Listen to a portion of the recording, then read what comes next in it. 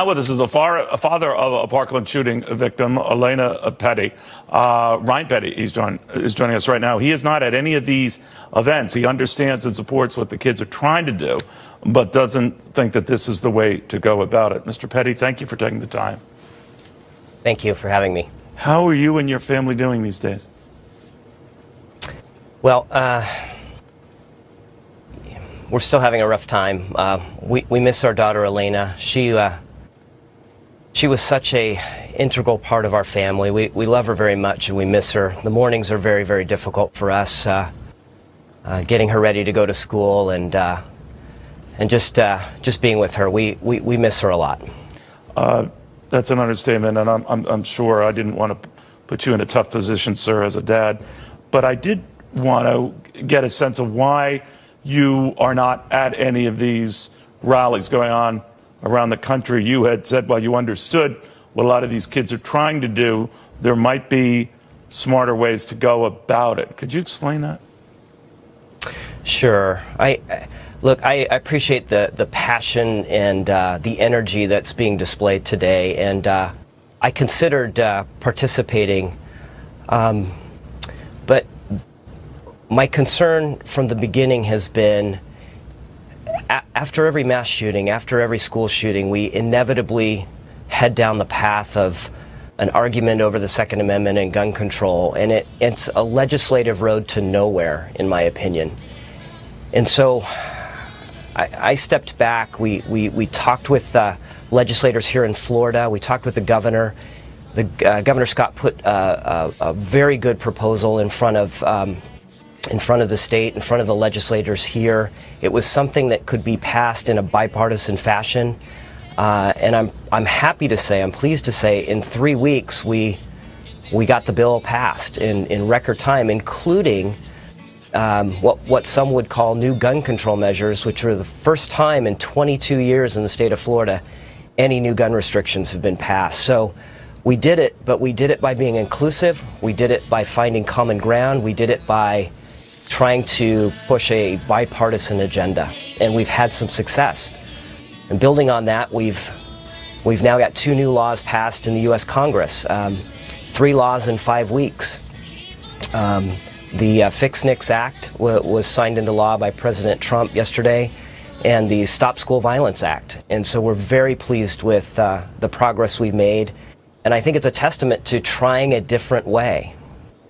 You know, sir, you talked about the rapid changes that were made in Florida after this, which surprised a lot of folks, Democrats and Republicans, gun control advocates, those who aren't such big advocates for that alike. A lot of the kids protesting, a lot of their parents who are with them want to see that kind of thing on nationwide.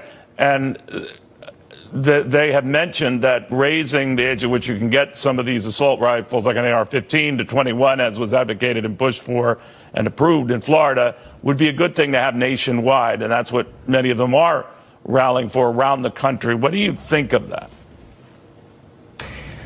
Well, I think there are some common sense things we can do. Without getting into the specific issues, I would say our focus has been twofold. One is, what can we do to protect our children and teachers in school? What are the measures that we can take to improve security? There were clearly lapses in security in Parkland that need to be addressed. And the state of Florida's set up a commission to study school safety, and we'll make some recommendations. 3 of the fathers from Parkland are on that commission, and so we're going to take a look at what can we do to improve the security of our schools and our children and teachers while they're at school. Number 2, what are the things we can do to keep guns away from people that shouldn't have them? Nationally, they're called red flag laws. In Florida, we called it a risk protection order. Risk protection orders have been used 3 times already in the state of Florida, including earlier this week where a student at University of Central Florida had made some threats against the school, and law enforcement was able to go in and remove firearms from that student. And who knows, perhaps they averted more school violence. So those are the things we're focused on legislatively. Mr. Petty, as a dad, and you lost your beautiful daughter, and when you heard afterwards that while Elena and others were getting gunned down. An armed officer who was supposed to be in the school was outside. And you talked about these other slip-ups that occurred. How did you feel about all of that? Well, heartbroken. The most sacred trust we have as parents is protecting our children. And we sent Elena to school that day, to a school we thought was safe, with a school resource officer present. We thought she would come home that evening, and she didn't. So we've learned a powerful lesson this past few weeks. We have to be more involved as parents. We need information from the school district. We need information from law enforcement. We need to be part of the equation in determining what threats are present at our schools, and we need to be able to protect our kids. Ultimately, it's our responsibility to do that. We need to be in the loop and part of that discussion and part of that process. What's amazing about you, and I'm telling you this as a fellow dad, is the lack of petty anger, or justifiable anger in my case, on your part, and your willingness to seek understanding of those who are either alienated at schools or feel that they could be.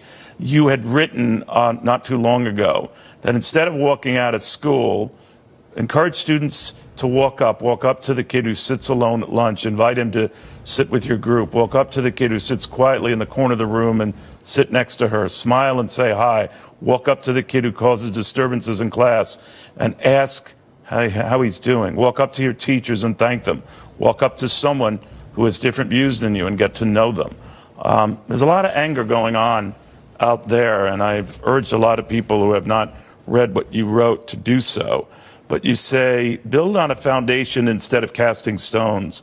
I challenge students to find 14 students and 3 adults to walk up to and say something nice and honor those who died in Florida, referring to the 17 who died, including your beautiful daughter. Was that hard for you to do, hard for you to write, hard for you to get over this sense of, I have a vendetta, I'm angry, I want there to be payback?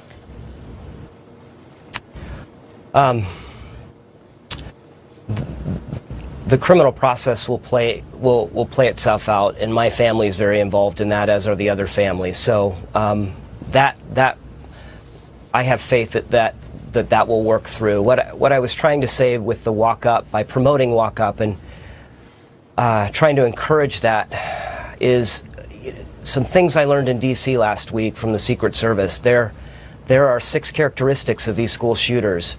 One of them is that they tell other people about what their plans are and what they want to do, and that was certainly the case here in Parkland. What I'm hoping to do with Walk Up is change the culture in our schools so that the students aren't afraid to talk about when they hear something. They're encouraged to say something, and hopefully the adults will do something.